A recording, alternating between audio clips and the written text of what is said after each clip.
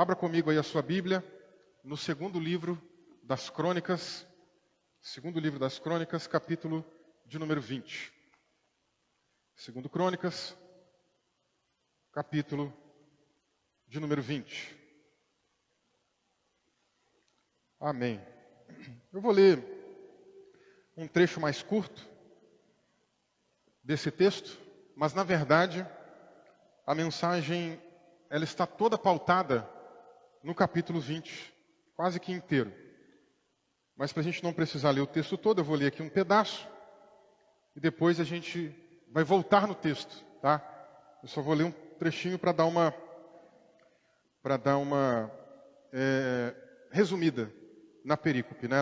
na passagem bíblica, tá bom? Segundo Crônicas, capítulo 20, versículo 13, diz assim: Todos os homens de Judá estavam em pé diante do Senhor com as suas crianças, as suas mulheres e os seus filhos.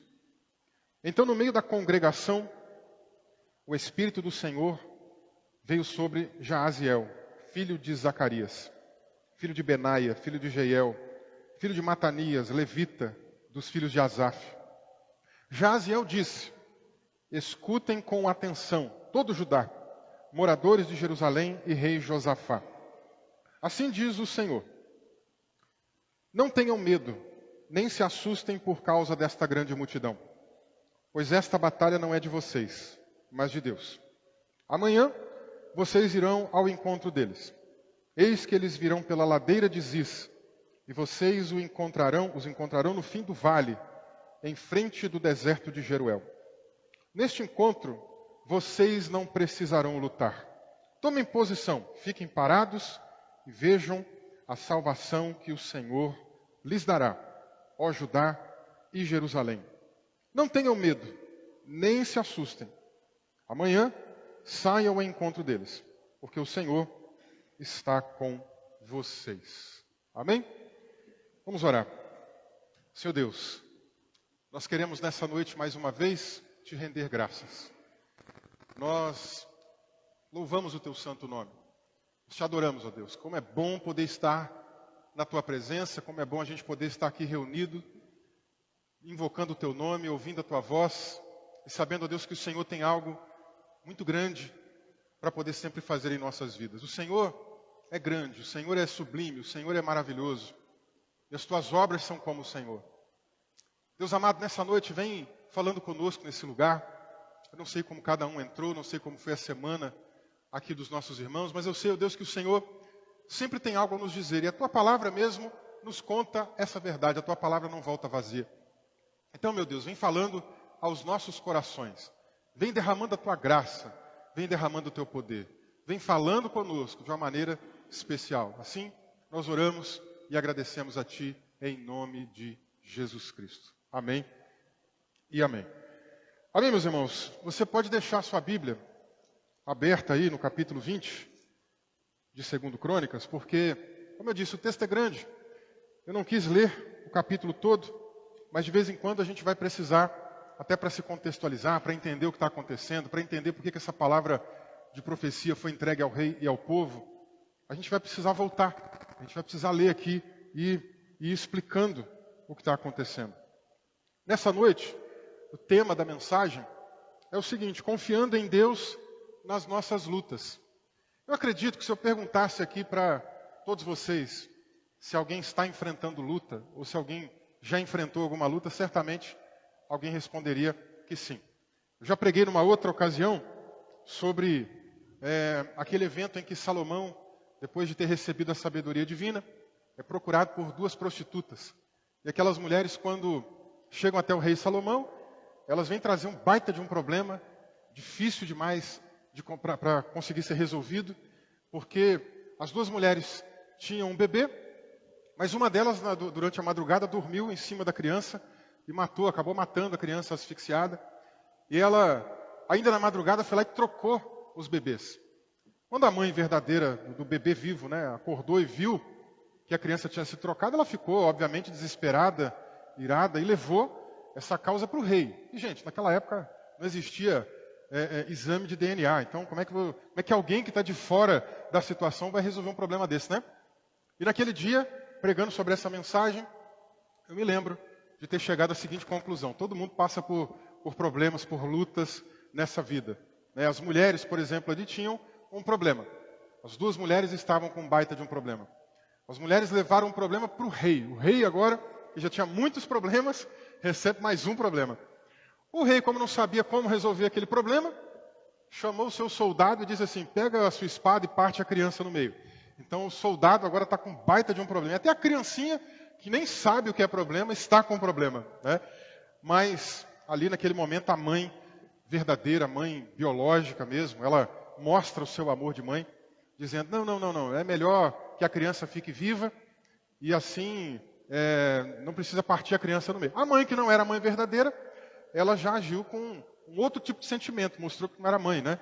E ela disse, é isso mesmo, corta a criança no meio, nem eu fico com a criança, nem ela fica. E ali Salomão matou a charada, resolveu o problema. Mas veja, todo mundo passa por problemas. A gente tem ali diversas classes sociais, um rei, prostitutas, alguém que trabalha num palácio, são diversas classes sociais.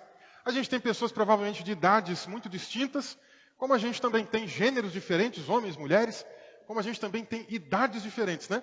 Desde pessoas mais velhas até a criancinha. Então, gente, todo mundo, de alguma maneira, enfrenta problemas, enfrenta lutas. Lutas aqui é uma linguagem simbólica. E a gente precisa aprender a confiar no Senhor para vencer as lutas que chegam na nossa vida. E eu queria, então, a partir desse texto, meditar com vocês um pouquinho sobre como é que a gente pode vencer as nossas lutas confiando no Senhor. Bom, o primeiro detalhe que eu quero chamar a sua atenção para esse texto, aí no capítulo 20 de 2 Crônicas, está mais aqui no comecinho, bem no versículo de número 1. No versículo de número 1 está escrito assim, depois disto, os filhos de Moabe e os filhos de Amon, com alguns dos meunitas, vieram para fazer guerra contra Josafá. Josafá foi um dos pouquíssimos reis de Judá que foi realmente piedoso e que foi fiel ao Senhor. Você pode contar nos dedos, gente. Pega aqui toda a lista de reis de Judá. Não estou nem falando de Israel, povo de Judá.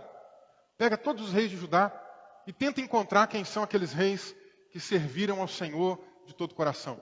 No máximo, talvez você vai encontrar uns 3 nomes aí, depois da separação do reino. Estou falando antes bem depois, né, de Davi. Tá? Depois que o reino é dividido, você vai encontrar ali esse Josafá, Ezequias e Josias. São pelo menos aí 3 nomes que a gente sabe, pela revelação da Bíblia, que foram pessoas entregues realmente no altar de Deus, instrumentos de Deus para que um avivamento acontecesse, mas são poucos. Josafá foi um desses homens que fez diferença. No capítulo 19, inclusive, ele recebe aqui uma palavra dura de Deus, porque ele fez uma aliança com Acabe. Acabe foi um dos piores reis que já passou em todo o povo de Israel. Um rei que deixou um legado muito negativo, um homem que se entregou à idolatria, que deixou a idolatria também acontecer dentro do povo de Israel. Então, ele foi um péssimo exemplo, e Josafá, como fez uma aliança com ele num determinado momento para uma guerra, ele acaba recebendo uma profecia muito dura.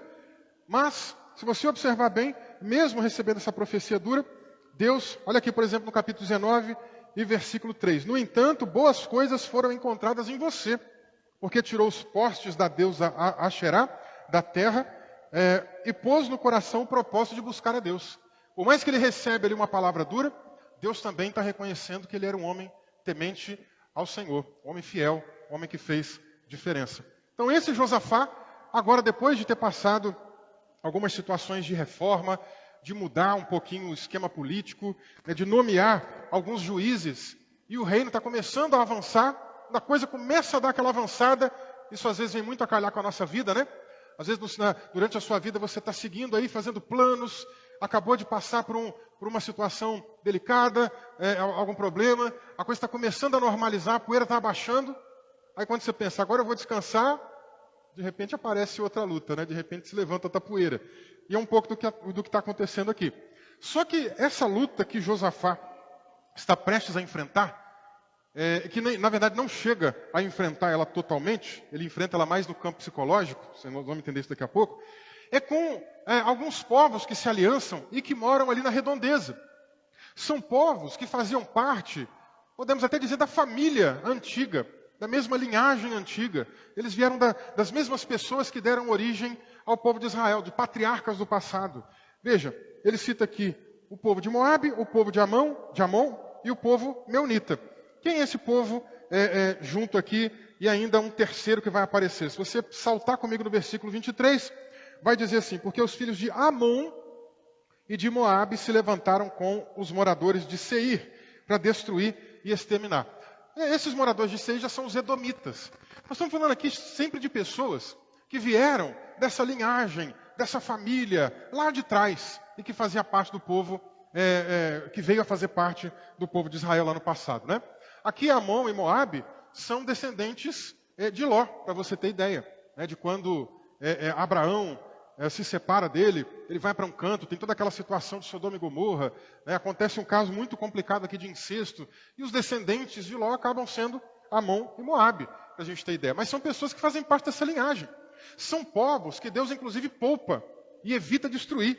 Né? Quando o povo de Israel vem entrando e tomando os territórios, esse povo aqui vai ficando meio de lado. Deus não permite que eles sejam destruídos. Mas esse povo, num certo momento, quer se levantar contra o povo de Deus. Esse povo, num determinado momento, quer destruir o povo de Judá e ganhar alguma coisa em troca. E aí o que a gente aprende com isso? Que às vezes, algumas das lutas que a gente enfrenta acabam vindo de pessoas que estão próximas da gente. Acabam vindo de pessoas que são até da nossa família. Quando a luta vem de fora, quando a luta vem de alguém que a gente não conhece, a gente até passa por essa luta com um pouco mais de tranquilidade. Às vezes a luta é dura, às vezes a pressão é forte, às vezes a situação é constrangedora, mas é alguém que a gente não tem contato, é alguém que não é do nosso dia a dia, é alguém que a gente não tem amizade, então não dói tanto. Você vai à luta, você segue adiante. O problema é quando a pessoa é próxima de nós, né? Quando é da família, quando é um conhecido, quando é uma pessoa cristã, dói um pouco mais, né? Quando é um parente, sabe? Então a gente vai perceber ao longo da leitura que Josafá fica muito sentido com isso, porque são pessoas da família, são pessoas de uma linhagem mais distante, mas são, de certa maneira, da família. Um povo que Deus poupou, mas que agora está fazendo esse levante. Às vezes é doído, mas a gente precisa enfrentar. Precisa levantar a cabeça, ter pulso firme, seguir adiante e confiar no Senhor. Vai ser um pouco, talvez, mais doloroso, porque são pessoas que têm ali um certo laço sanguíneo. Né? Às vezes são pessoas que estão próximas de nós. É doloroso, gente. Mas a gente precisa, como a gente já adiantou aqui no tema da mensagem, confiar em Deus. E deixar as coisas na mão do Senhor. O nosso problema, muitas das vezes, é que a gente não confia tanto em Deus. A gente diz que confia, mas a gente não espera nele. Certamente você já viu aquela ilustração do Salmo 37, né, quando o salmista diz: confia no Senhor, espera no Senhor, confia nele, entrega os teus caminhos para ele, e o mais ele vai fazer. Quantas vezes você já não viu aquela ilustração, né, que muita gente faz? Você entrega o problema para Deus e quer ficar tomando ele de volta, né? Toma, Deus, mas me dá aqui de volta. Quantas vezes você já não viu isso? E de fato, quantas vezes no nosso dia a dia não é algo assim que a gente acaba fazendo? A gente tem aquela situação complicada para resolver, mas ao invés de a gente deixar na mão do Senhor, a gente mesmo quer tomar da mão de Deus e fazer a justiça com as próprias mãos. A gente tem que aprender a depositar as nossas situações nas mãos de Deus. Esses dois povos aqui, gente, se aliançaram. Os amonitas e os moabitas se aliançaram, formaram um poderosíssimo exército e resolveram ir atacar o povo de Judá. Judá era uma tribo pequenininha. A notícia chegou para o rei Josafá. Quando o rei Josafá ouviu a notícia, ele ficou preocupadíssimo, ele ficou com medo. Josafá era humano, como nós somos humanos. Quem é que quando ouviu uma notícia ruim, de um problema que está por vir, ou de uma coisa que está acontecendo, quem é que nunca sentiu um calafrio, sentiu um frio na barriga? Pois isso acontece com Josafá também. No versículo 3, está escrito assim, ó: então Josafá teve medo e decidiu buscar ao Senhor. Agora, aqui é que está a diferença. É normal ter medo. É normal sentir o frio na barriga. É normal ficar preocupado. A gente só não pode deixar a preocupação tomar conta. A gente não pode deixar o medo nos guiar. A gente não pode deixar a ansiedade tomar a rédea. Jesus falou, no mundo vocês vão ter aflição, ele nunca enganou a gente. Nunca vocês vão me ouvir aqui pregando uma coisa nessa direção. Não, gente, fica tranquilo. Vocês nunca vão passar luta, mentira. Se eu pregar isso, é mentira. Jesus já deixou claro para a gente, no mundo vocês vão ter aflição. Mas o que ele disse ao mesmo tempo? Mas tenham um bom ânimo, desanima não. A nossa tendência às vezes não é desanimar? Quando a luta vem, quando o problema bate na porta, bate aquele desânimo. Jesus está dizendo, não desanima, tenha bom ânimo. Que eu venci o mundo. Gente, se ele venceu e a gente está com ele, vamos seguir adiante. Olhando para Jesus, ele falou, o que vocês estão ansiosos? O que vocês estão preocupados aí, ó? Ansiosos pelo que vocês têm de comer, beber, vestir? Não, confia no Senhor, espera nele aí, ó, coloca Deus em primeiro lugar. E todas estas coisas, em Mateus 6,33, todas estas coisas serão acrescentadas para você. Eu já disse aqui, o que é desespero, gente? Desespero é uma palavra simples de você entender. É a pessoa que perdeu a expectativa, perdeu a esperança, não consegue mais esperar. Ela está destituída de esperança, não consegue esperar, aguardar. E a ansiedade vai tomando conta. É o que eu disse, é normal ter medo. Não tem problema. Você pode ficar assustado, pode ter medo, pode ficar naquele momento ali com um frio na barriga. Só não deixe essas emoções tomarem conta de você. Qual foi a atitude de Josafá? Ele teve medo. Mas de acordo aqui com o versículo 3, ele teve medo e decidiu buscar o Senhor. Talvez aqui seja o diferencial para muitas pessoas. O medo vem, a angústia vem, a preocupação vem, mas tem gente que não busca o Senhor. Tem gente que não faz aquilo que eu falei, né? Entrega o caminho para Deus. Não, tem gente que pega de volta e acha que vai resolver sozinho. Aí o medo toma conta. Josafá é inteligente, Josafá é um servo de Deus, ele sabe o caminho certo. O problema chegou, o que eu tenho que fazer? Vou buscar o Senhor. Eu não dou conta, eu não consigo. Ele vai buscar Deus. E aí, gente, a gente tem que aprender uma coisa aqui, ó. A gente tem emoções, a gente tem sentimentos. O ser humano é constituído de corpo, alma e espírito. A gente tem essa caixa externa aqui, ó, mas a gente tem alma. O que é alma? Essa parte da emoção, essa parte do sentimento. E a gente precisa ter inteligência emocional. A gente precisa aprender a dominar, não apenas contra o pecado em si, não apenas contra alguns desejos, mas a gente tem que aprender a refrear também a nossa emoção, o nosso sentimento. Quando a luta vir, algum sentimento vai querer aflorar. Algum sentimento vai querer falar mais alto. Algum sentimento vai querer tomar a rédea. Mas você precisa dominar isso daí. Veja, Caim, por exemplo, quando ele vê ali o irmão. Eu não sei como exatamente que Deus fez a diferença entre uma oferta e a outra, né? Provavelmente deve ter havido um sinal visível. A gente costuma pensar na linguagem de Paulo, que é uma linguagem relacionada ao Antigo Testamento, em Romanos 12, né, para a gente apresentar o nosso corpo como sacrifício vivo, santo e agradável, ou aceitável a Deus, né? O que é esse sacrifício agradável ou aceitável? Eram aqueles sacrifícios do Antigo Testamento que a pessoa colocou ali e veio fogo do céu, consumiu o sacrifício. Isso aconteceu algumas vezes, né? Por exemplo, com o pai de Sansão, com Gideão, aconteceu com Salomão, aconteceu em Levítico 9, quando o pessoal estava consagrando o tabernáculo, os móveis, utensílios e os sacerdotes. Em algumas ocasiões isso aconteceu. Pode ser que tenha acontecido isso. Quando Caim viu o que aconteceu, que Deus se agradou mais da oferta do irmão dele, Abel, do que da dele, ele ficou dominado por um sentimento prejudicial. Ele ficou com uma mistura de ciúme, de inveja, com ódio, que ele olhava para o irmão e detestava o irmão, odiava o irmão. Ele pensava, eu preciso fazer alguma coisa contra ele. Lembra o que eu disse para vocês aqui, ó? Muitas das grandes lutas que a gente enfrenta, as grandes lutas, muitas delas vêm de onde? De dentro de casa, de pessoas que a gente conhece. E eu não citei aqui na hora que eu estava dizendo, só falei genericamente cristãos, né? Mas às vezes vem da nossa própria família da fé.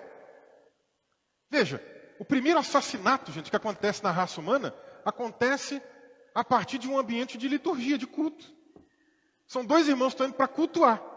Não tem templo ainda, igreja como é aqui, mas são dois irmãos que estão indo cultuar, e porque um cultuou de um jeito, o outro cultuou de outro, e Deus se manifestou mais para um do que para o outro ficou com raiva. E esse misto de sentimento no coração dele levou ele a querer matar o próprio irmão. Mas aí Deus se revela para Caim. Fala, Caim, tem um sentimento ruim dentro de você aí. O que você precisa fazer é dominar esse sentimento. Domina esse sentimento. Domina. Se você dominar, vai dar tudo certo. O que Caim faz? Ele domina? Não. Ele deixa o sentimento ir para fora. Paulo fala assim em um determinado momento. Olha, irmãos da igreja, né? Dominem aí o sentimento de vocês, parafraseando ele aqui para ficar de maneira mais clara, né? Não coloque o sentimento de vocês, a ira de vocês, sob o sol. Não deem lugar ao diabo, é o que ele diz. O que ele quis dizer com isso? Imagina um negócio que já está pegando fogo. Imagina aquele sol do meio-dia. Não tem umas épocas do ano aí que está tão quente, mas tão quente, que as pessoas pegam um ovo, bate assim, joga na calçada, joga na estrada, e o ovo frita sozinho, já viram? Não tem? O que ele está dizendo é isso aí. Imagina um negócio, você já está de cabeça quente, você já está irado. Irar em si não é o problema é você dar lugar para a ira e a ira dominar a tua vida. O que acaba acontecendo? Ele está dizendo, você pega essa ira e coloca nesse lugar que está quente, debaixo do sol quente. Vai ferver mais ainda, né? É como eu pegar uma água que já ferveu e colocar ela no fogo ali aceso. O que vai acontecer? Vai continuar esquentando a água até a água evaporar e acabar. Ele está dizendo, controle as suas emoções. Tenha controle da sua emoção, do seu sentimento. A ira veio? Segura a ira. Porque na ira, gente, a gente faz coisa que não deveria fazer. Na ira a gente fala o que não deve. A gente pensa o que não deve. A gente age materialmente, fisicamente com o que não deve. Então segura. Não sei se vocês viram recentemente, né? Trânsito é um lugar bom para acontecer problema. Passou notícia aí recentemente de um motociclista, não me lembro se foi em São Paulo, cidade de São Paulo, né? Mas ele, não sei se ele estava fechando ou estava fechado, eu sei que teve algum atrito entre ele e um motorista de um carro de luxo, e ele passou chutando o retrovisor do carro. O motorista do carro de luxo ficou muito irado. Não coloque sob o sol a sua ira, né? Não dê lugar ao diabo, o diabo vai ficar ali, você vai deixar? Você vai deixar? Você não é homem, não? Vai lançar as palavras certas ali para fazer a ira ficar ainda mais quente. O que o cara fez? Acelerou o carro, saiu numa busca atrás do motociclista, jogou o carro contra ele, atropelou o rapaz e o rapaz veio a óbito. Então veja, são coisas que a gente sabe que de vez em quando tem umas notícias aqui no IPTV, aqui no jornal da região, né, de Campinas, de vez em quando a gente vê coisas assim. Tem que ter controle da emoção. Se a gente não controla a emoção, algo de ruim, algo pior pode acontecer. Mas, o que Josafá faz? Ao invés dele deixar a emoção do medo dominar, ele vai buscar o Senhor. Isso me lembra Moisés também às vezes, né? Moisés, quantas vezes Moisés está falando coisas, está passando por situações, vem pessoas brigar com ele, e ao invés de Moisés ficar reagindo, falando, ao invés de Moisés ficar retrucando, o que Moisés fazia? Dobrava o joelho e orava. A gente tem que aprender com isso. Josafá, no momento de medo, na sua humanidade, como nós somos humanos, ele ora. Ele vai buscar o Senhor. Provérbios 24, versículo 10. Olha que interessante esse texto. Se você se mostra fraco no dia da angústia, é porque a sua força é pequena. O dia que a angústia chegar, o dia que a angústia aparecer, o dia que ela bater na sua porta, o dia que a dor, o sofrimento, a luta aparecer, o que você vai fazer? Vai buscar o Senhor, vai confiar em Deus, vai depender dEle, vai orar, vai cantar, vai jejuar, vai fazer tudo que você puder fazer na presença de Deus. Mas não dê vazão para as suas emoções. Se as suas emoções te controlarem, você vai para o lugar errado. Josafá faz isso então. Ele decide buscar ao Senhor, e a continuação do versículo 3 diz assim: e proclamou um jejum em todo o Judá. E Judá se congregou para pedir socorro ao Senhor. E também de todas as cidades de Judá veio gente para buscar o Senhor. Josafá viu que esse era um problema que não era só para ele. Era um problema para a sua nação. E ele conclama um jejum nacional. Ele fala, gente, precisamos jejuar. Precisamos clamar, precisamos fazer alguma coisa aqui para Deus interferir. Não está na minha mão. A gente pode ter o nosso exército, mas não temos condições de vencer. A gente precisa de Deus. Ele conclama um jejum nacional. E sabe o que é bonito aqui? O povo vem junto. O povo vem junto, o povo entende. Meus irmãos, se tem uma coisa que não pode acontecer no corpo de Cristo, na sua família, na sua casa, é divisão. Jesus deixou muito claro para a gente, ele foi acusado de expulsar demônios por Beelzebu, lembra? Aí ele falou assim, peraí, como é que um reino dividido vai prevalecer? Reino dividido não prevalece, reino dividido não vai para frente. Casa dividida não vai para frente. Família dividida não vai para frente. Casamento dividido não vai para frente. Igreja dividida não vai para frente. Nem empresa dividida vai para frente. Nada vai para frente que está dividido. Já viu um time quando não está conectado ali com um time de futebol, né? Quando não está conectado com o técnico? Aqui no Brasil, como é que acontece? Aí os jogadores começam a fazer corpo mole, não jogam muito bem, né? Os jogadores não estão tão bem conectados. Aí o que acaba acontecendo? Aqui no Brasil eles cortam o técnico geralmente, né? Aí troca de técnico.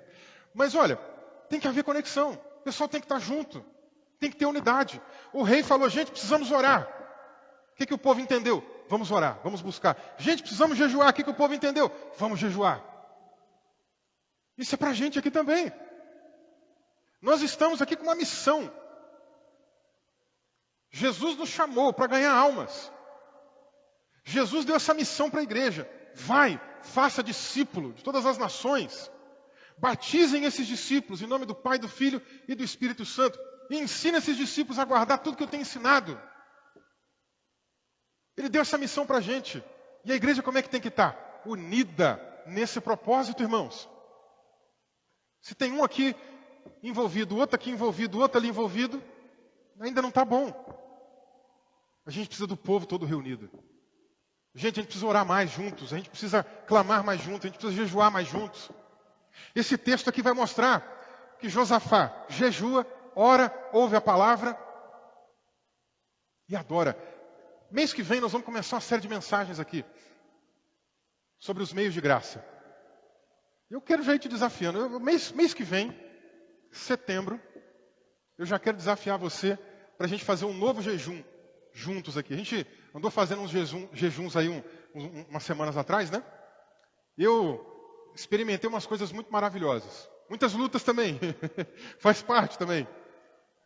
Alguns milagres. Tem um que eu ainda estou para contar. Só estou esperando a bênção ficar completa. Em breve eu vou contar para todo mundo. Algumas pessoas já sabem mais ou menos o que aconteceu. Mas eu ainda vou contar aqui o testemunho completo.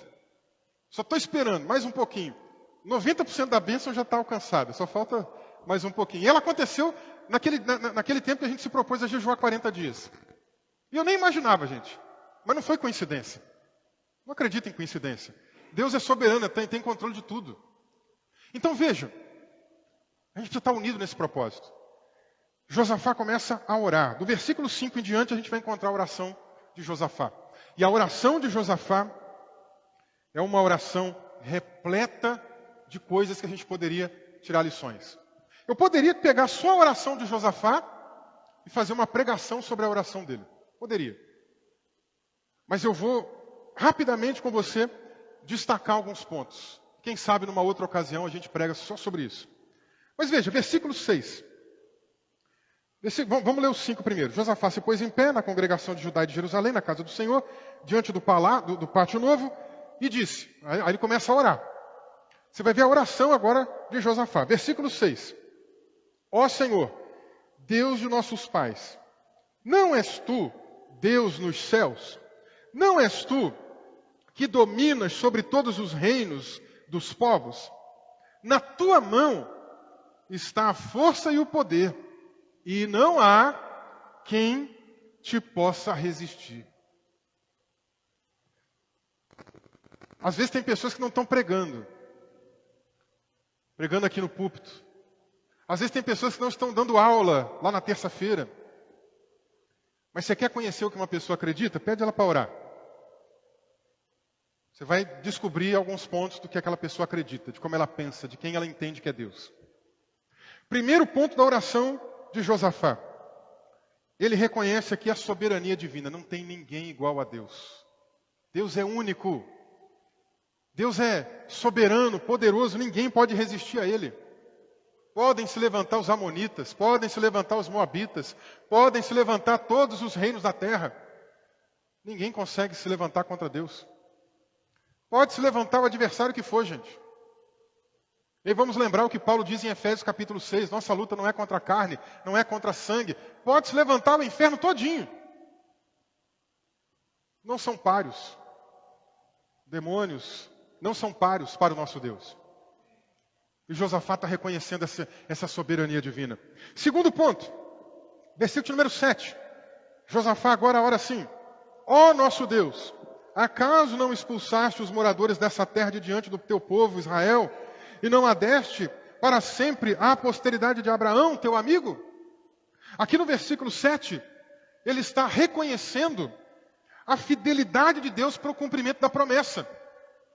Deus tinha prometido lá atrás: Abraão, vou fazer de você uma grande nação. Abraão, em ti serão benditas todas as famílias da terra. Abraão, segue firme porque isso vai acontecer, isso vai acontecer. Abraão, sai da tua tenda, olha para o céu, quantas estrelas? Consegue contar? Não, Senhor, é incontável, pois assim vai ser a tua descendência. E Deus cumpriu tudinho. Tudinho. Josafá está reconhecendo: Deus não joga a conversa fora. Você já conheceu pessoas que te prometeram alguma coisa? Disseram assim: pode confiar, vai acontecer. Estou contigo. Ó, tal dia, tal coisa vai rolar. Aí chega o dia, não acontece, a pessoa não aparece, a pessoa não liga, não dá satisfação. Não é assim com Deus. Deus tem palavra. Se Deus disser A, é A. Se Deus disser B, é B. É por isso, gente, que Jesus ensina para a gente: o seu sim seja sim, e o seu não seja não. Porque Deus é assim. Deus não joga a conversa fora.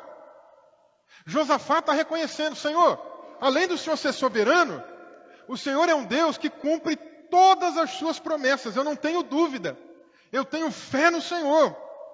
Próximo ponto, versículo 9. Ele diz assim: se algum mal nos sobrevier, espada, juízo, peste ou fome, nós nos apresentaremos diante desse templo e diante de ti, pois o teu nome está nesse templo, e clamaremos a ti na nossa angústia, e tu nos ouvirás e nos livrarás. Ele reconhece agora outra coisa na sua oração. Além de Deus ser soberano, além de Deus ser fiel para cumprir as promessas, ele sabe que Deus é alguém com quem a gente pode contar. Então, se a angústia vier, vai falar com Ele. Já teve alguma situação na tua vida que você estava angustiado e pensou assim: vou procurar aquele meu amigo, vou procurar aquela minha amiga, vou procurar aquela pessoa, vou procurar aquele irmão, aquela irmã, vou procurar o meu parente. E aí desabafou, contou, e a pessoa falou: estamos juntos. Depois a pessoa desapareceu. Ou você pensou: vou procurar, e a pessoa saiu de perto de você, não deu atenção. A gente passa por isso. Mas Josafá está reconhecendo que com Deus não é assim não, gente. Com Deus você pode abrir o teu coração a qualquer momento, em qualquer lugar. Deus é alguém que vai te ouvir, que vai dar atenção para você, vai ouvir a tua súplica, tua oração. Agora, a resposta pode variar de tempo. Ele pode te trazer a resposta agora, de imediato, como ele pode trazer a resposta daqui a muitos anos. Mas ele te ouve. O que você tem que fazer então? Orar, falar. Está angustiado? O que a palavra do Senhor ensina para a gente? O que Pedro diz? Está ansioso? Lance sobre ele a sua ansiedade. 1 Pedro 5,7. Lança sobre ele a sua ansiedade. Ele tem que cuidar de você. Próximo ponto da oração de Josafá, versículos 10 e 11. E agora, eis que os filhos de Amon e de Moabe e os do monte Seir, ou seja, o pessoal lá que eu falei para vocês, do meio do povo edomita, né, que era descendente agora do Esaú. Então esse povo, cujas terras não permitiste a Israel invadir quando vinham da terra do Egito, mas deles se desviaram e não os destruíram, eis que eles estão nos recompensando assim. Estão vindo para nos expulsar da tua propriedade, que nos deste em herança. Sabe o que é interessante aqui, nesse trecho dos versículos 10 e 11? Josafá não está fazendo aquela oração da vingança, que às vezes a gente vê em muitas canções. Lembra de umas canções aí no passado? Sabor de Mel e outras mais, né? Aquelas canções da vingança, né? Músicas da vingança. Quem te viu na prova não te ajudou, quando você estiver na bênção, vai se arrepender, por exemplo, né? Não, Josafá não está orando nesse sentido. Josafá está reconhecendo a graça de Deus. Josafá reconhece a soberania divina, Josafá reconhece que Deus é fiel para cumprir suas promessas, Josafá reconhece que Deus está presente na nossa angústia e nos ouve, é um ombro amigo, e Josafá reconhece que Deus é um Deus gracioso, porque esses povos aqui mereciam ter sido destruídos, invadidos, mas Deus não permitiu e poupou. Deus é gracioso, mas ao mesmo tempo, Josafá está pedindo justiça. Senhor, tu és gracioso, esse povo aí que o Senhor graciosamente poupou é o povo que está vindo contra nós. É assim que eles estão retribuindo a tua graça. Mas, Senhor, está na tua mão. O Senhor é quem sabe o que tem que ser feito. E, finalmente, o versículo 12. Eu acho fantástico no encerramento da oração de Josafá. Ó nosso Deus, acaso não executarás o teu juízo contra eles? Porque em nós não há força para resistirmos a essa grande multidão que vem contra nós. Não sabemos o que fazer, mas os nossos olhos estão postos em ti. Vou pedir o Mateus para desligar esse ventilador, por gentileza. Que aí ele, às vezes, fica batendo na garganta, vai me dando um pouquinho de alergia, eu começo a tossir. Tá calor, seria muito bom, mas obrigado, viu, meu irmão? Esse finalzinho é fantástico, gente. Ele está dizendo assim, Senhor, a gente está confiando em ti, a gente não tem força, a gente não tem condição de vencer o adversário. Eu não consigo fazer nada, o povo que está comigo não consegue fazer nada. A gente só tem que confiar em ti. A gente não sabe o que fazer, não sabe como vencer esse povo. Mas uma coisa eu sei o que eu tenho que fazer. Os meus olhos e os olhos do povo, os nossos olhos, têm que estar postos em ti. O que ele está dizendo aqui, gente? Que às vezes a gente perde muito tempo olhando para o tamanho do problema que está chegando, ou que chegou. Lembra quando Davi foi enfrentar Golias? Muita gente ficou olhando para o tamanho do cara. O cara é enorme. 3 metros de altura, um pouco mais. O pessoal olhou e falou, que isso, o cara é muito grande, como é que eu vou? Às vezes a gente tem esse problema. A gente vê a coisa chegando e fala, meu Deus, que tamanho de luta. Eu acho que a gente devia fazer o contrário, né? Ô luta, olha o tamanho do meu Deus. Vamos ter mais paciência no Senhor e confiança. Porque eu tenho certeza que qualquer luta, pode somar todas as nossas lutas aqui, gente. E ela ainda vai ficar assim, perto do tamanho do nosso Deus. Só confia nele. Josafá entendeu, o caminho é confiar, Senhor. O caminho é eu não tirar os olhos do Senhor. O caminho é eu ficar olhando para o Senhor, esperando no Senhor. E aí, finalmente, a gente chega na resposta da oração, né? O que eu disse? A gente domina o sentimento, ora, clama, jejua, pede a Deus. Deus ouve. A resposta pode variar de tempo, né? Josafá foi premiado. Deus respondeu ele na hora. Enquanto eles estavam ali orando, eu achei muito legal. Esses dias a gente ouviu uma pregação aqui, né, de Deus convocando todos, homens, mulheres, sacerdotes, crianças de colo. Lembram? E se a gente for aqui para o versículo 13, todos os homens de Judá estavam em pé diante do Senhor, com suas crianças, suas mulheres e os seus filhos. Está todo mundo lá, convocação solene, todo mundo junto, orando, buscando, clamando, jejuando, todo mundo. E enquanto todo o povo se propôs a buscar a Deus, Deus levantou um profeta no meio deles. E esse profeta, então, tomado pelo Espírito Santo de Deus, entregou aquela mensagem que a gente leu. Nessa luta vocês não vão precisar lutar. As versões mais clássicas, mais antigas em português, nessa peleja não é vossa, nessa peleja não tereis que pelejar, nessa luta não é de vocês. Nessa luta quem vai lutar sou eu. É como se Deus estivesse falando assim, essa luta quem vai lutar sou eu. Essa luta é minha, deixa comigo. Sabe, a semana passada foi dia dos pais, né? Deus aqui está atuando como aquele pai protetor, que entra na frente e fala assim, peraí meu filho, fica para trás, deixa comigo, deixa que eu resolvo. O que é? Qual que é o problema que você está tendo com meu filho aqui? Vamos resolver isso agora. Ele entra na frente e resolve. Como um pai protetor, como o Senhor dos exércitos. Ele vai adiante, diz, a batalha é minha, deixa comigo. Só confia. Usa o profeta para dizer uma coisa, aí gente, confiar em Deus faz parte. Essas coisas. Senão fica uma coisa muito simples, né? Confiar em Deus, sempre Deus vai trazer um desafio para a gente. E às vezes a coisa não... Olhando com os olhos naturais, não tem muita lógica. Está vindo um exército cheio de homens, armados, até os dentes. Eu quero que você entre comigo no texto. Imagine a situação. Lá de longe, vindo aquele exército poderoso, talvez com carros de guerra que eles usavam na época. E aí, na medida que eles vão avançando, não tinha rua asfaltada ainda, né?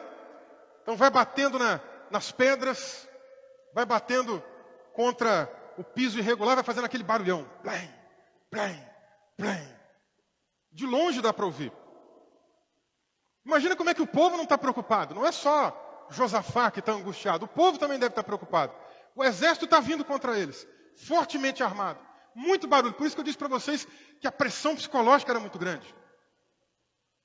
É uma situação para lidar, gente, com as emoções. Quando a luta vem, a emoção tem que estar em dia. Tem que estar subordinada ao Senhor. E ele está ali, ó, controlando as emoções. O povo também, Deus está dizendo, essa luta não é de vocês, não, essa luta é minha. Mas aí, olha como é que é confiar em Deus. Confiar em Deus não é... Deus às vezes vai desafiar a nossa fé. Aí Deus fala para o povo, o adversário está vindo. E vocês vão na direção deles. Mas como assim, Senhor? Nós não temos como lutar. Nós não temos força. O nosso exército é pequeno. O exército deles é bem maior. Mas, gente, confiar não é para ficar questionando, é só para obedecer. Não tem lógica. Quando Deus coloca essas coisas, simplesmente não tem lógica. É um desafio de confiança, é um desafio de fé. Como que o autor da carta aos Hebreus define fé? Em Hebreus capítulo 11, versículo 1. Fé é uma certeza de uma coisa que eu não vejo. É a convicção, de acordo com ele, de uma coisa que eu estou esperando. Eu ainda não vi a minha vitória, mas eu estou mentalizando ela, já estou vendo ela pela fé. Então eu tenho que ter certeza que ela vai acontecer. Deus falou e Deus não joga a conversa fora. Se Ele diz para ir, eu vou. Posso seguir adiante. É uma coisa que eu espero. Eu estou na expectativa, estou esperando. Na hora certa vai chegar. Vamos lá então. Deus mandou seguir. Deus mandou ir na direção do povo? Vamos na direção do povo. Deus mandou fazer um negócio muito difícil? Vamos fazer. Lembra, esses dias eu preguei aqui também sobre Pedro. Sobre a pesca, uma das pescas maravilhosas, né? A gente meditou aqui. O pessoal já estava lá, gente, lavando a rede, guardando tudo. Aí Jesus vem, né? De novo, é confiar. Jesus vem e fala assim, ô, não guarda as redes, não. Joga do lado direito aí do barquinho. Aí Pedro até vai nessa, né? Tá bom, né? Quem entende de pesca sou eu. A gente já pescou a madrugada inteira. Mas já que você está dizendo, eu vou lançar. Isso é confiança. A gente saber que nem sempre Deus vai fazer uma matemática muito certinha com a gente. 2 mais 2 igual a 4. Nem sempre no reino espiritual funciona assim tão certinho, gente. Deus mandar fazer, confia e vai. Só confia e vai.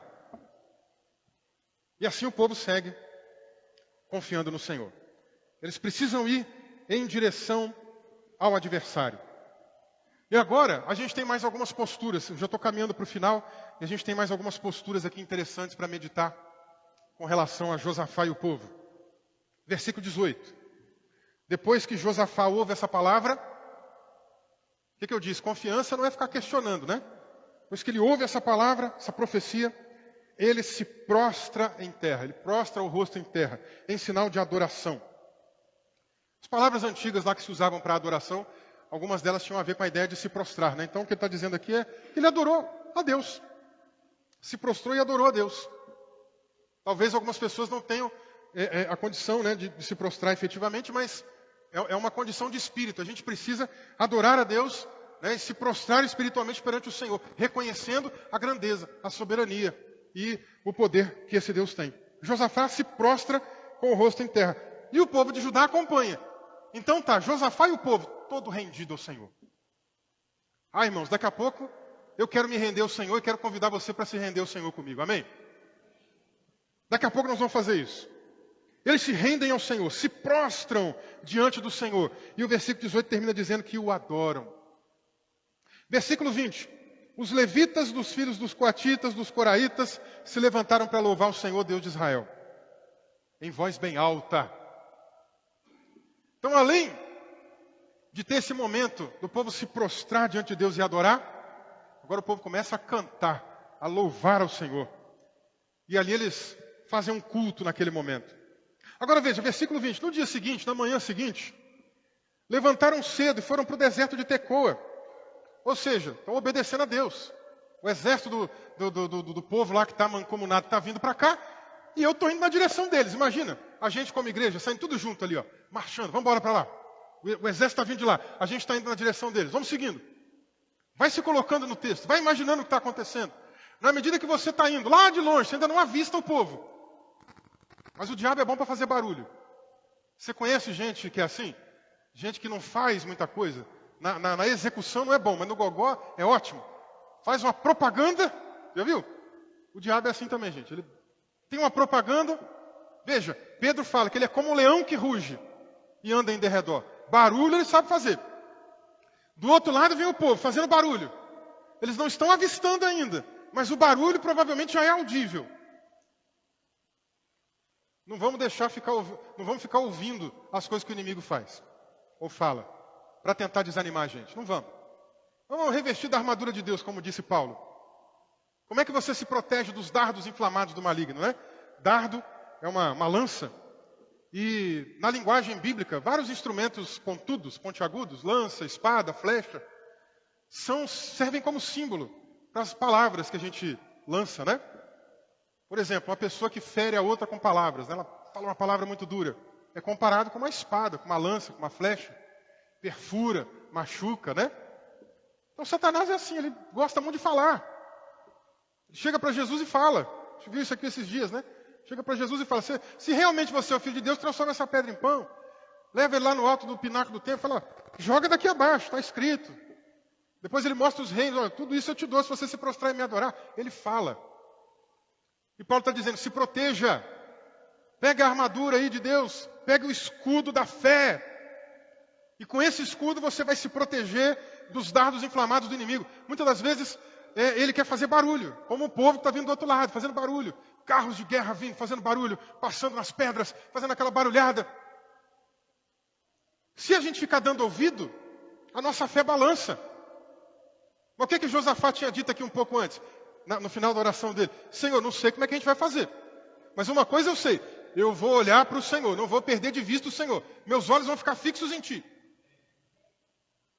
Aí às vezes a gente fica dando ouvidos, a gente olha para o que não deve e dá ouvidos para o que não precisa. Aí eu achei essa estratégia fantástica. Logo depois que eles vão seguindo ali pelo caminho, talvez o povo está ficando um pouco apreensivo, né, ouvindo aquela barulhada. E Josafá diz para eles assim no versículo 20. Escutem, povo de Judá e moradores de Jerusalém. Creiam no Senhor seu Deus e vocês estarão seguros. Ele chama o povo, gente, vamos crer. Como é que a gente se protege dos dardos inflamados do maligno mesmo? Com o escudo da fé. Ele está dizendo, vamos ter fé, gente. Creia, vamos ter fé. Acreditem. Acreditem em Deus. Deus falou com a gente ontem. Deus não é como o homem que muda de ideia, não. Se ele falou ontem, está falado. Vamos embora. E ele continua. Creiam nos profetas do Senhor e vocês também serão bem-sucedidos. Lembra que Deus levantou um profeta aqui logo depois da oração? Para falar, Deus vai fazer assim, Deus vai fazer assim, Deus vai fazer assim? Está dito. Creiam na palavra de Deus. Aqui a gente fecha um pouquinho do trio de meios de graça. Josafá jejua, Josafá ora, Josafá dá atenção à palavra do Senhor. Está dizendo, confiem naquilo que Deus falou. Se Deus disse, está dito. Creiam nos profetas do Senhor e vocês serão bem-sucedidos. Depois de aconselhar o povo, Josafá designou, versículo 21, os que deveriam cantar ao Senhor. Aí ele sai dividindo ali um grupo que vai cantar. E eles começam a cantar um cântico. E o cântico tem um trechinho, provavelmente o refrão. Deem graças ao Senhor, porque a sua misericórdia dura para sempre. Ou em outras versões, talvez você encontre o Senhor é bom e a sua misericórdia dura para sempre. Tem até um salmo que é cantado assim, que um trecho dele é cantado assim. Tem até um salmo. Pode ser que eles estivessem cantando até esse salmo. Mas eu achei muito interessante. Eles estão cantando. Estão cantando. E aí o versículo 22, para a gente caminhar aqui para fechar. No momento em que eles começaram a cantar e dar louvores, o Senhor pôs emboscadas contra os filhos de Amon e de Moabe e os do monte Seir que vieram contra Judá. E foram derrotados. Houve uma confusão, gente. Houve uma confusão. Um confundiu o outro. Eram 3 povos aliançados. Um confundiu o outro. E começou a atacar. os amonitas e os moabitas começaram a atacar os edomitas. Aí derrotaram ele. De repente os amonitas olharam para os moabitas, adversários começaram a atacar um ao outro. De repente, na hora que assustou, praticamente todo mundo ali foi eliminado. Os poucos que sobreviveram devem ter fugido. Aí o povo está lá, num ponto lá, né, alto, cantando, adorando ao Senhor. De repente eles olham assim e falam, cadê o exército que estava vindo contra a gente? E vê um monte de corpo estendido no chão, né? Para brincar aqui com quem discuta no futebol, né? Um monte de corpo estendido no chão. E eles vão até lá e veem o livramento que Deus deu para eles. Pegam os despojos de guerra e ficam felizes da vida. E confirmam que Deus fez a sua obra. Se você continuar lendo aqui, os povos vizinhos ouvem falar dessa grande ação de Deus. É uma ação que se estende para o campo missionário, porque o nome de Deus é proclamado em outros lugares também. Mas deixa eu fechar com você. O povo está cantando. Você já entendeu como que acontece o desfecho. O povo se levanta com Josafá para cantar, para adorar o Senhor. Eles estão cantando. O Senhor é bom e a sua misericórdia dura para sempre. Gente, não é porque a canção é gospel que ela é boa. Ela pode ter um ritmo bom, mas talvez a letra não é boa. Então você, como um bom crente, tem que ter discernimento e analisar essa letra. Pastor, mas o ritmo é tão bom. Já analisou a letra? A letra é bíblica? A letra está confirmando uma verdade da Escritura ou não? Se não for, tira ela do seu caminho. Essa letra é uma letra que glorifica o Senhor. Está dizendo, o Senhor é bom. E Ele é mesmo. A misericórdia dEle dura para sempre. Eles estão lá, entronizando o Senhor, cantando esse cântico. E aí o que é bonito, gente? De novo, você precisa ler o versículo 22. No momento em que eles começaram a cantar e a dar louvores, o Senhor pôs emboscadas contra os filhos de Amon. Meu irmão, minha irmã, isso aqui é para mudar a tua mente, para mudar a tua atitude, é para mudar a tua postura. Quando você vem para a igreja aqui, a gente está cantando louvor, você está fazendo o quê? Você está olhando o celular, você está pensando lá fora, está pensando na comida, está pensando na conta, está pensando em quanto tempo o culto vai demorar. O que está passando na sua cabeça quando a gente está aqui reunido, louvando e adorando ao Senhor, hein? Aproveita esse momento para poder clamar a presença de Deus, adorar o Senhor em espírito e em verdade, bendizer o Senhor na beleza da sua santidade. Amém?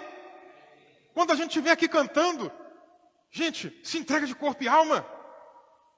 Sei você, eu já cansei de falar, quando eu estou na estrada, eu gosto de colocar o som lá na altura, eu gosto de sentir a música. Eu gosto quando tem o grave, quando tem a bateria, alguma coisa, ela bate junto comigo, eu vou ali junto cantando, adorando. Eu gosto de me envolver ali, de estar junto. Quando eu vim aqui para o culto, quando eu estou aqui no culto cantando, eu fecho os meus olhos e me entrego à adoração. O que está lá fora, gente. Eu não vou resolver agora. O boleto que vai vencer amanhã, que eu não tenho dinheiro para pagar hoje, não vai resolver agora. Não vai mudar essa realidade. Amanhã eu penso nisso. Mas enquanto eu estou aqui na presença de Deus, eu tenho que mergulhar na presença dEle. Enquanto eu estou aqui na presença de Deus, eu tenho que ir junto com meu irmão, com a minha irmã, adorar o Senhor na beleza da santidade dEle. Amém? Pastor, mas é que eu estou cansado. Você não sabe como é que foi minha semana. Tá bom, meu irmão. Deixa eu te contar uma história. Um dia, 2 missionários estavam indo fazer um trabalho numa certa cidade, uma cidade rica, cheia de prestígio. Quem morava lá tinha orgulho de dizer, eu sou dessa cidade. Era uma província famosa, chamada Filipos. 2 missionários entraram ali e começaram a pregar o evangelho. De repente veio uma moça endemoniada atrás deles. Esses 2 são servos de Deus. Paulo expulsa o demônio daquela mulher. Vai preso. Enquanto ele vai preso, ele apanha bastante. Levou uma coça. Já tinha andado muito. Não bastasse ter andado tanto, apanhou. Até falar chega. As costas doendo. Quem jogou futebol ontem aí que está com o corpo doendo? É muito mais do que isso, tá? Corpo doendo. Fica latejando, né? Quem já apanhou aí? Quem já levou uma coça aí? Fica doendo o corpo, latejando. Não era esse horário. Agora, gente, eu sei que eu já até passei um pouquinho, já é 8h38. 8h38. Não era esse horário. Era um horário pior. Aqui você está numa cadeira legal. Lá os dois missionários não estavam na cadeirinha assim, não. Não tinha ventilador ligado também, não. Os dois missionários estavam com os braços amarrados assim, ó, presos, em formato de X. Embaixo no chão, eles furavam o chão para o pé da pessoa ficar fixo ali, ó, e a pessoa não poder ficar mudando de posição. Você já foi na fila do banco, na fila do hospital, ficou muito tempo lá, e aí você fica assim parado, demora a te atender. Aí você bota o teu peso desse lado do corpo, né? Depois de um tempo, cansa. O que você faz? Muda para o lado de cá. Aí cansa. O que você faz? Muda para o lado de cá. Não é assim? Pois esses dois estavam lá assim, ó, com o pé parado, não tem muito o que fazer não. As mãos presas. O corpo doendo, devia estar numa baita dor de cabeça. Quem de vez em quando tem umas dor de cabeça? De vez em quando eu também tenho, né? Tem uma dor de cabeça meio crônica aqui, de vez em quando tem. Imagina, você lá, aquela dor de cabeça, terrível, corpo latejando, cansado, corpo doendo demais. De repente um deles começa a puxar um louvor. Não sei qual é o louvor que eles estavam cantando, gente. Eu queria saber. Mas eles começam a puxar um louvor, começam a cantar. E o horário não era esse, não tinha o conforto que a gente tem aqui, não tinha esse horário, já era próximo da meia-noite. Vamos estender até meia-noite hoje? Brincadeira. Mas eles estão lá, meia-noite. Corpo doendo, cabeça doendo, cantando ao Senhor, louvando ao Senhor. E enquanto eles estão cantando ao Senhor, o que Deus fez? Mandou um terremoto lá, gente. Depois você lê Atos capítulo 16. Mandou um terremoto. As cadeias começaram a quebrar tudo, a cair. Caiu o muro, caiu não sei o quê, caiu tudo. Deus é que mandou. E libertou Paulo e Silas da prisão. Eu acho que você ainda não entendeu o privilégio que é para a gente adorar o Senhor. Quando você estiver cantando, isso é para mudar a tua mentalidade. Canta com alma. Canta com todo o teu coração. Canta com toda a tua força. Jesus disse para a mulher samaritana que Deus está à procura de verdadeiros adoradores que o adorem em espírito e em verdade. Quando você vir para cá e for cantar, cante em espírito e em verdade. Lança a tua alma, lança o teu coração. Se der vontade de chorar, chora. Se der vontade de gritar, grita. Se der vontade de sair correndo aqui dentro, pode correr também. Se der vontade de glorificar o Senhor, glorifica. Se der vontade de ajoelhar, ajoelha. Ah, mas o que vão pensar? Não precisa pensar o que vão pensar. Dobra o joelho, canta, clama, fala com Deus e deixa Deus tocar no teu coração, meu irmão. Era meia-noite, eles estão cantando e Deus mandou um rebuliço naquele lugar. Olha aqui, ó, o povo está cantando com Josafá e no momento que eles começam a cantar e dar louvores, o Senhor põe emboscadas nos lugares. Você está me entendendo nessa noite? Quantas vezes você está passando a tua aprovação, a tua luta, você já foi lá para o teu quarto, já orou, já está em algum lugar, já orou, mas na hora que você estiver no seu carro, na sua casa ou na igreja, qualquer lugar que você estiver e der para ouvir um louvorzinho, aumenta o som, louva ao Senhor, canta, tira aquele tempo ali para poder falar com Deus. Quem sabe não vai ser naquele momento que Ele também vai agir. Salmo de número 22, versículo 3. Versões mais antigas costumam traduzir assim: o Senhor habita em meio aos louvores. A gente está usando a NAA. A NAA traduziu como o Senhor é entronizado em meio aos louvores. Ele é entronizado. A gente começa a cantar e a adoração da terra mistura com a adoração do céu. Deus é entronizado. A gente entra numa mesma sintonia. Está entendendo, irmãos? Não sei como é que você chegou aqui hoje. Eu sei que Deus pode fazer coisas novas. Sei que Deus pode fazer milagres. Vou chamar os irmãos do louvor aqui. A gente vai cantar um louvor juntos. A gente vai adorar o Senhor. Eu não sei o tamanho da sua luta. Eu não sei a situação que você está vivendo. Mas eu sei que a gente pode louvar o Senhor com o fundo da nossa alma. Em espírito e em verdade. Se você puder ficar de pé, fique de pé. Aleluia. Glória a Deus.